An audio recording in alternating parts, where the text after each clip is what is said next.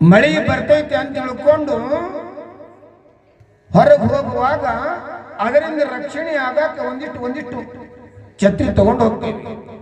ಛತ್ರಿ ತಗೊಂಡು ಹೋಗ್ತೇವೆ ಅಂದ್ರ ಮಳೆ ನಿಲ್ಸಕ್ಕಾಗೋಂಗಿಲ್ಲ,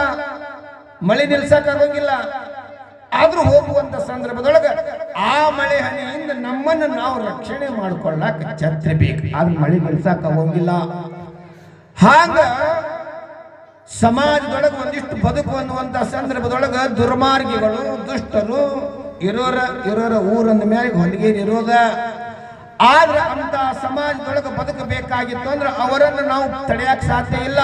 ಆದರೂ ಕೂಡ ಅವರಿಂದ ನಾವು ರಕ್ಷಣೆ ಮಾಡ್ಕೊಳ್ಳಿಕ್ಕೆ ಈ ಸಮಾಜದೊಳಗೆ ಒಂದಿಷ್ಟು ದುಷ್ಟ ಶಕ್ತಿಗಳಿಂದ ನಮ್ಮನ್ನು ನಾವು ರಕ್ಷಣೆ ಮಾಡ್ಕೊಳ್ಳಿಕ್ಕೆ ಇಂಥ ಮಹಾಂತರ ಯೋಗಿಗಳ, ಸತ್ಪುರುಷರ, ಗುರುಶಾಂತ ಅಪ್ಪನವರ ಮಹಾಮಾತುಗಳನ್ನು ಕೇಳಿದ್ರೆ ಸಾಕು, ಜೀವನ ಒಂದಿಷ್ಟು ಪರಿವರ್ತನೆಗೊಂಡು ಇಂಥ ದುಷ್ಟ ಶಕ್ತಿಗಳಿಂದ ಒಂದಿಷ್ಟು ಕಾಪಾಡಿಕೊಳ್ಳಿಕ್ಕೆ, ರಕ್ಷಣೆಗೊಳ್ಳಿಕ್ಕೆ ಸಾಧ್ಯ.